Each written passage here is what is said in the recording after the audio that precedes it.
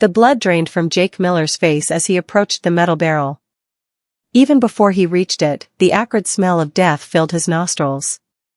Working as a field medic with the International Wildlife Rescue Team in northern Botswana wasn't supposed to be like this. They were supposed to be saving animals, not finding their remains discarded like trash in the scorching savanna heat. Circling the rusty container, Jake's boots crunched against the dry earth. An anonymous tip about suspicious activity in this remote area near the Zimbabwean border, a region known for poaching, had brought his team here. But this felt different. The barrel seemed deliberately placed, exposed, as if someone wanted it to be found. "Call it in. We've got another situation," Jake said to his teammate Liam, who stood several yards back, already on the radio with base camp. Pulling his bandana up over his nose and mouth, Jake felt the sun beat down mercilessly. 6 years in the field hadn't prepared him for moments like this. His training was in saving lives, not documenting their violent ends. With gloved hands, he carefully peered inside the barrel. What he saw made his stomach turn. A lion cub, no more than a few months old, lay motionless. Its once golden fur was now dull and matted, ribs protruding sharply against its skin. The animal was severely malnourished, showing visible signs of neglect. Jake initially thought it was dead. It certainly looked dead, but something made him look closer. "Get the medical kit now," Jake shouted, his voice cracking with urgency. Without waiting, he carefully reached into the barrel. The cub was lighter than it should have been, its body hot to the touch from being trapped in the metal container under the African sun. As his hand slid under the animal's frail body, he felt it, the faintest movement, a barely perceptible rise and fall of the chest. "It's alive," Jake called out, his heart racing. This was no longer just a documentation case, this was a rescue. With practiced precision, Jake lifted the cub from the barrel. Its body hung limply in his arms, but he could feel a pulse, weak, thready, but present. He carried it quickly to the shade of their vehicle, where he could better assess its condition. "I need the 4 fluids and the portable oxygen," Jake instructed as Liam rushed to his side with the medical kit. "We've got severe dehydration, possible hypothermia, and who knows what else." The cub's eyes remained closed as Jake worked. He inserted an 4 line into the cub's foreleg, a skill perfected over years of emergency wildlife medicine. Hanging from the vehicle's roof rack, the fluid bag began sending life-giving hydration into the animal's veins. "Who would do this?" Liam asked, his voice tight with anger as he assisted. "Poachers, probably," Jake replied, his focus unwavering. "They might have taken the mother for her pelt or bones. Couldn't sell the cub, so they just left it." Minutes stretched into an hour as they worked in silence. The only sounds were the whisper of oxygen flowing through a mask designed for wildlife and the occasional crackle of the radio as base camp coordinated their return. Monitoring the cub's vital signs, Jake noted with cautious optimism that they were stabilizing. Then, as if answering Jake's silent prayers, the cub's eyes fluttered open. Amber irises, dulled by suffering but still holding a spark of life, focused briefly on Jake's face before closing again. "That's it, little one," Jake whispered, a lump forming in his throat. "Stay with us." The rescue team arrived within the hour, bringing more advanced medical equipment and a specialized transport unit. Dr. Nala Mbeki, the program's lead veterinarian, quickly assessed the situation. "You've given it a fighting chance, Jake," she said after examining the cub. "Without you, it would certainly be dead by now." As they prepared to transport the cub back to their rehabilitation facility, Jake found himself unable to step away. Something about this particular rescue had hooked itself deep into his heart. The image of those amber eyes looking into his kept replaying in his mind. "I'd like to stay with the case if that's all right," he told Dr. Mbeki. "I want to see this through." She nodded, understanding the connection that sometimes forms between rescuer and rescued. What neither could know in that moment was how this single act of compassion would set in motion a chain of events that would change not only Jake's life, but the lives of countless others in the battle against wildlife trafficking. The cub, later named Simba by the team, was transported back to the Wildlife Rehabilitation Center with Jake riding alongside. He monitored every breath, every heartbeat, determined that having survived being discarded in that barrel, this lion would not die on his watch. Little did he know that this rescue was just the beginning of an extraordinary journey for them both. The matriarch reached the crossing point just as I struggled the final few yards with her calf. Every wildlife conservation protocol warned against being this close to a mother elephant separated from her baby. It was, quite literally, a deadly situation. Adult Asian elephants can weigh up to 5 tons and are capable of explosive bursts of speed and strength when their young are threatened. I had positioned myself between a mother and her calf, the textbook definition of mortal danger. I expected her to charge, to trumpet aggressively, to display the protective fury for which elephant mothers are renowned. Instead, she stopped at the water's edge, her massive form suddenly still. Her trunk extended toward us, testing the air, absorbing our scent and situation. "Easy," I murmured, knowing my voice meant nothing to her but needing the comfort of sound. "I'm helping, not hurting." Time seemed suspended as the matriarch assessed us. The calf, recognizing its mother, emitted a weak call. What happened next defied everything I'd been taught about wild elephant behavior. The matriarch carefully stepped into the channel, using her massive body to break the current's force. She positioned herself sideways across the flowing water, creating a buffer against the rushing force and effectively forming a living dam that reduced the current's strength in the space behind her. I realized with astonishment that she was deliberately creating a safer crossing path. "She's helping us," I called to my colleagues, who watched wide-eyed from their positions. "She understands." Taking advantage of this unexpected assistance, I guided the exhausted calf toward the crossing point. The water level had effectively decreased behind the matriarch's blockade, allowing us to navigate the final distance with less resistance. When we reached the shallows on the other side, the calf stumbled forward on trembling legs toward its mother. I expected the matriarch to immediately gather her calf and retreat to the safety of the herd. Instead, she remained in place, watching as I collapsed to my knees in the mud, my muscles quivering from exertion. Only when the calf had safely rejoined the other elephants did she turn to follow, but not before doing something that would later become the subject of scientific debate and wonder. She looked directly at me, meeting my eyes in a way that felt deliberate and conscious. Then she raised her trunk in what appeared to be a gesture of acknowledgement before turning to rejoin her family. "Did you see that?" Lisa radioed, her voice tight with controlled excitement. "She acknowledged you." I was too exhausted to respond coherently, focusing instead on dragging myself from the mud to firmer ground. Somchai reached me first, helping me to a sitting position and checking for injuries. "Your shoulder is swelling," he noted, examining where the calf had kicked me underwater. "Might be dislocated." The pain, which adrenaline had temporarily masked, now flared with burning intensity. Still, I couldn't tear my attention from the elephant family as they gathered around the rescued calf, touching it with their trunks in what appeared to be their own examination for injuries. "We need to document this," I managed, gesturing weakly toward my waterlogged equipment bag. The interaction was unprecedented. Lisa was already recording with the Foundation's camera, capturing footage that would later become central to our understanding of what had occurred. The elephants remained in view for nearly 20 minutes, the adults taking turns seemingly supporting the calf, before they slowly moved toward higher ground and eventually disappeared into the forested hillside. By the time we returned to the Foundation's field station, word of the rescue had spread.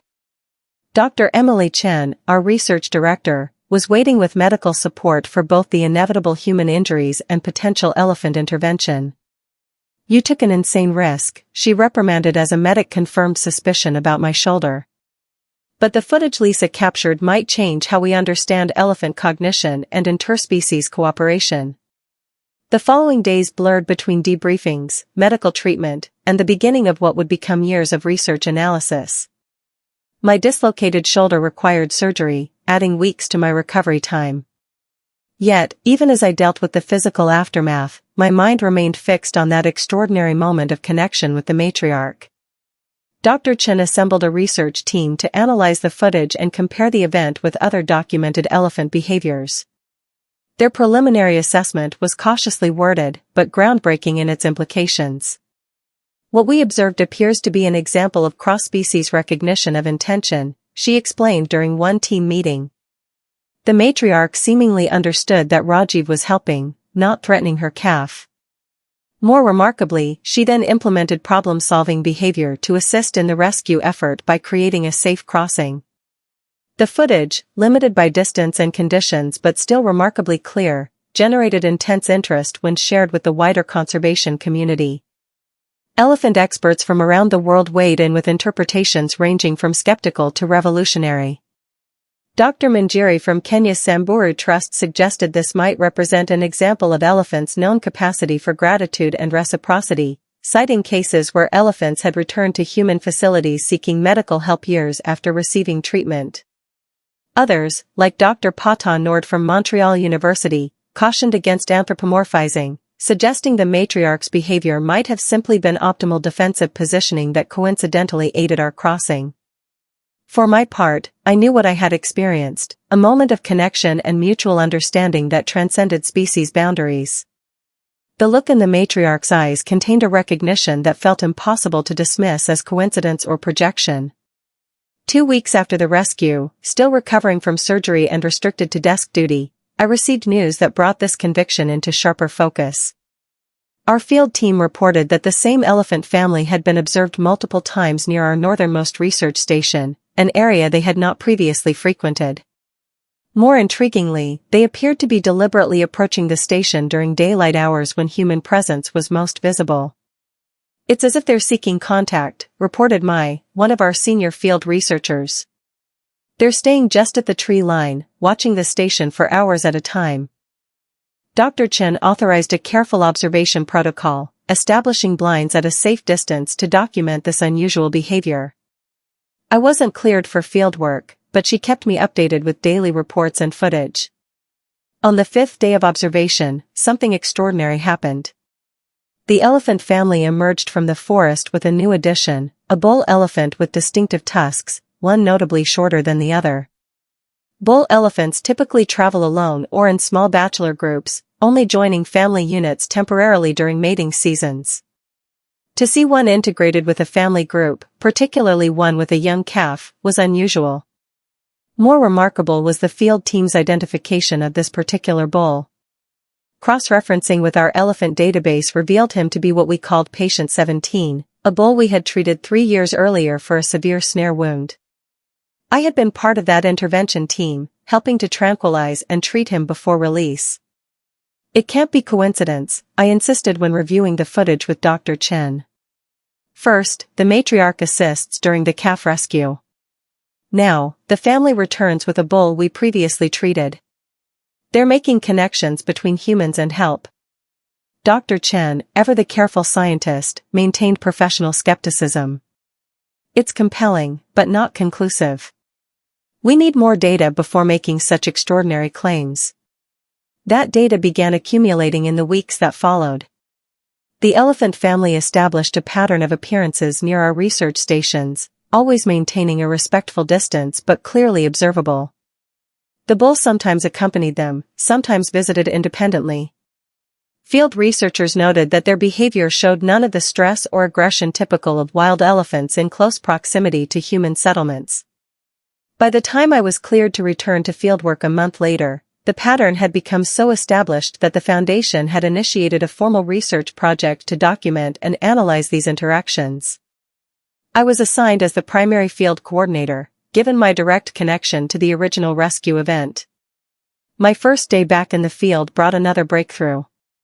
I was helping to set up new camera equipment at the observation blind when the familiar shapes of the elephant family appeared at the forest edge. Through binoculars, I could clearly identify the matriarch and the narrow-covered calf, who moved with the boundless energy typical of young elephants. The herd paused at their usual observation distance. But then something unprecedented occurred. The matriarch separated from the group and took several steps toward our position. She stopped still at a safe distance and raised her trunk, moving it in a deliberate sweeping motion that elephants typically use to investigate scents. "She's smelling for something specific," whispered who had accompanied me. "Or someone." The implication was clear but seemed impossible. Could she be identifying me specifically weeks after a single intense interaction? Elephant memory is legendary, but this level of specific human recognition in a wild elephant would be extraordinary. To test this seemingly impossible hypothesis, I carefully stood from the blind, making myself visible while maintaining appropriate safety protocols. The research team had established strict guidelines: no approach closer than 50 yards, no sudden movements, multiple escape routes identified. The moment the matriarch spotted me, her behavior changed subtly but unmistakably. Her ears spread slightly wider, her trunk extended more fully. These were not threat displays, but signs of recognition and heightened attention. She took 2 more steps forward, then stopped, her gaze fixed unmistakably on me. "She remembers you," I whispered, her scientific objectivity momentarily overtaken by the wonder of what we were witnessing. "This is unprecedented." For several minutes the matriarch maintained her position, watching me with that same deliberate focus I'd experienced during the rescue.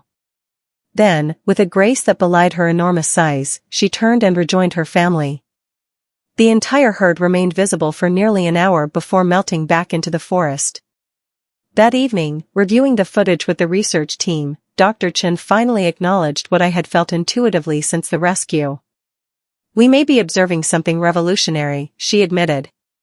"Not just elephant memory or intelligence, which we already know to be exceptional, but a form of cross-species recognition and relationship building that hasn't been documented in wild elephants before." The implications were profound. If elephants could recognize specific humans who had helped them, differentiate between human intentions, and even seek proximity to humans they associated with positive experiences, it challenged fundamental assumptions about wildlife conservation approaches. Traditional conservation models emphasized minimizing human-wildlife interaction, maintaining clear boundaries between wild spaces and human activity. Yet here was evidence suggesting that, at least with highly intelligent species like elephants, more nuanced approaches might be possible, ones that recognize their capacity for discernment and relationship. As I sat listening to the team discuss methodologies, I found myself wondering what further revelations awaited us. The rescue that had begun as a desperate attempt to save a single calf was evolving into something with the potential to transform our understanding of these magnificent creatures and our relationship with them. What none of us could have anticipated was how this transformation would accelerate in the days to come, or how it would eventually reshape conservation practices throughout Southeast Asia and beyond. The journey that had begun in muddy floodwaters was about to take us into uncharted territory, not just scientifically, but ethically and philosophically as well. The breakthrough came 6 weeks after my return to fieldwork. Our research team had established a permanent observation post near where the elephant family regularly appeared. We developed a detailed catalog identifying each individual through ear notches, tusk shapes, and other distinctive features. The calf I'd rescued, now named Mollywan by our team, was thriving under the attentive care of the matriarch and other females. That morning began like many others: routine observations, behavior documentation, updating tracking data. Around mid-morning, the familiar shapes of the elephant family emerged from the forest edge. Through my binoculars, I counted 9 individuals, including Mollywan, bouncing energetically between the protective legs of the adults. What happened next would transform our understanding of elephant cognition and eventually reshape conservation approaches throughout Southeast Asia. The matriarch approached our observation post more directly than ever before, stopping approximately 30 yards away, close enough that I could see the sunlight reflecting in her eyes. Mollywan stayed close beside her, exhibiting none of the fear typically shown by wild elephant calves toward human presence. Then, in a behavior that electrified our research team, the matriarch used her trunk to gently guide Mollywan forward toward our position. The calf hesitated momentarily before taking several small steps in our direction. The matriarch remained where she was, her posture relaxed yet attentive, watching as her calf cautiously approached humans of its own accord. "She's introducing the calf to us," whispered Dr. Chen, who had joined the field team that week. "This is unprecedented." The moment crystallized what many of us had suspected but hesitated to claim without irrefutable evidence. These elephants weren't just habituated to human presence or associating us with positive experiences. They appeared to be deliberately initiating a form of relationship. This wasn't supposed to happen with wild elephants. Our conservation models were built around maintaining appropriate distance and minimizing human-wildlife interaction. Yet here was a wild elephant matriarch seemingly introducing her calf to specific humans she had identified as non-threatening, perhaps even as allies. The implications were staggering. If elephants could differentiate between human intentions and develop selective relationships, it suggested cognitive capabilities far beyond what conventional wildlife biology attributed to them. It hinted at a level of discernment that might be leveraged for more effective conservation approaches. Dr. Chen authorized a careful protocol for these interactions. Strict safety measures remained in place, but we were permitted to engage in what she termed passive interaction when the elephants initiated contact. We never approached them, never offered food, which would create problematic dependencies, and maintained respectful distance. Yet over the following months, these boundaries were increasingly defined by the elephants themselves rather than human prescription. 8 months after the rescue, our team published the first peer-reviewed paper documenting these interactions. Selective human recognition and relationship-building behaviors in wild Asian elephants generated intense interest in the conservation community. Researchers from India, Sri Lanka, and across Southeast Asia requested our observational protocols, eager to determine if similar behaviors might be identified in their regions. Critics predictably suggested we were anthropomorphizing, projecting human-like intentions onto coincidental behaviors. Others raised concerns about habituating wild elephants to human presence, potentially increasing their vulnerability to poachers or creating conflict situations in less controlled environments. These were valid concerns that we took seriously. Yet, the accumulating evidence was becoming difficult to dismiss. The elephant family's behavior was too consistent, too selective, and too contrary to typical wild elephant responses to be explained by chance or misinterpretation. The most extraordinary development occurred almost exactly 1 year after the original rescue. I was leading a training session for new research assistants at our main field station when an unusual commotion drew us outside. The elephant family had appeared not at their usual observation distance, but directly at the station's perimeter. More alarming, the matriarch was vocalizing intensely, sharp, urgent trumpeting that typically signals distress. With her was the bull elephant, patient 17, clearly injured. A deep wound in his flank was visibly infected, the surrounding skin swollen and discolored. He stood unsteadily, his weight shifted to favor his uninjured side. "They're seeking help," I said, the realization striking with crystal clarity. "They've brought him to us because he's injured." Dr. Chen, who had joined us at the commotion, quickly assessed the situation. "That wound appears to be from a poacher's bullet. He needs veterinary intervention immediately." What followed was unprecedented in wildlife medicine, the coordination of an emergency field treatment for a wild bull elephant who had apparently been brought deliberately to a human facility by his own kind. Our veterinary team, led by Dr. Surakai, tranquilized patient 17 while the rest of the elephant family stood by watching with what could only be described as focused attention. The bullet had penetrated deep into muscle tissue but missed vital organs. Dr. Surakai removed the bullet fragments, thoroughly cleaned the wound, and administered long-acting antibiotics before the sedation wore off.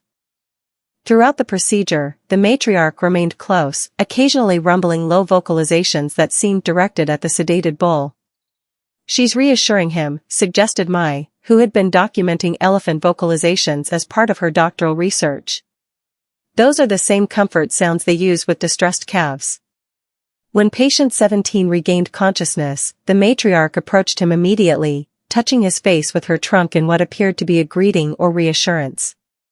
The entire family remained near the station until dusk when they slowly moved into the forest together, the bull moving gingerly but steadily among them. This incident made international headlines when our foundation finally authorized its public release. "Elephants bring injured bull to humans for medical help" captured global imagination in a way that dry scientific papers never could.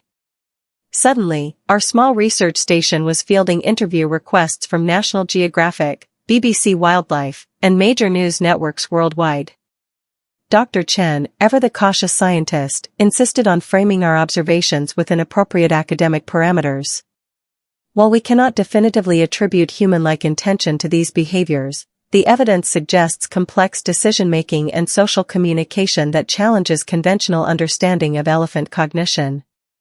But away from the cameras, even she acknowledged the extraordinary nature of what we were witnessing. "They're forcing us to reconsider some fundamental assumptions about animal consciousness," she admitted during one team meeting. "The implications extend far beyond elephant conservation." The 3 years that followed transformed not just our understanding of elephant behavior, but the practical approaches to conservation throughout the region. Our research station developed what became known as the collaborative conservation model, an approach that recognized the capacity of elephants to differentiate between human threats and allies, and leverage this understanding to create more effective protection strategies. Rather than relying solely on traditional anti-poaching patrols, we established cooperative relationships with elephant families across 3 key habitats. Field teams maintained regular, respectful contact with identified family groups, creating familiarity that helped elephants distinguish between conservation personnel and potential threats. The results were remarkable. Elephant families that participated in the program showed increasing comfort alerting research teams to potential dangers, from injured members needing assistance to the presence of poachers in their territory. Several documented cases emerged of matriarchs deliberately leading field researchers to snare lines or poacher camps, apparently recognizing that humans in conservation uniforms could address these threats. Critics continued to question whether we were simply projecting human-like intentions onto coincidental behaviors. Yet the statistical evidence became increasingly difficult to dismiss. Regions implementing the collaborative conservation model showed dramatic decreases in poaching incidents and improved outcomes for elephant populations compared to control regions using traditional approaches. For me personally, the journey that began with that desperate rescue in muddy floodwaters evolved into something I could never have anticipated. My relationship with the original elephant family, particularly the matriarch and Molly Wan, deepened into what I can only describe as a form of cross-species friendship. They never became tame or domesticated, they remained wild elephants who chose to interact with specific humans on their own terms. The matriarch, whom we eventually named Sujinda, good-hearted and Thai, became a regular visitor to our research station, often bringing new calves born into the family for what appeared to be deliberate introduction to the human team. 5 years after the rescue, I received an offer to lead a new international research initiative on elephant cognition and conservation, based jointly at Chiang Mai University and the University of Washington. The position would allow me to expand our research while developing training programs for conservation teams across Asia and Africa. The decision to accept meant reducing my direct field time with Sujinda's family, a painful prospect that felt like leaving old friends. On my final day at the research station, I spent hours at our observation post documenting final notes and saying my private goodbyes to the elephants who had transformed my understanding of these magnificent creatures.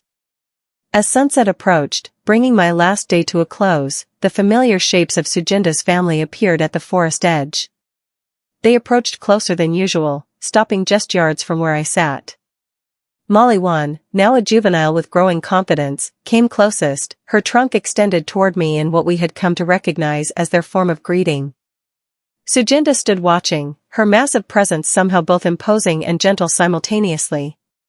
When Molly Wan retreated to the family, the matriarch approached, stopping at a distance that felt deliberate, close enough for connection, far enough to maintain the wildness that defined her. For several long moments, we regarded each other across species boundaries that suddenly seemed remarkably permeable.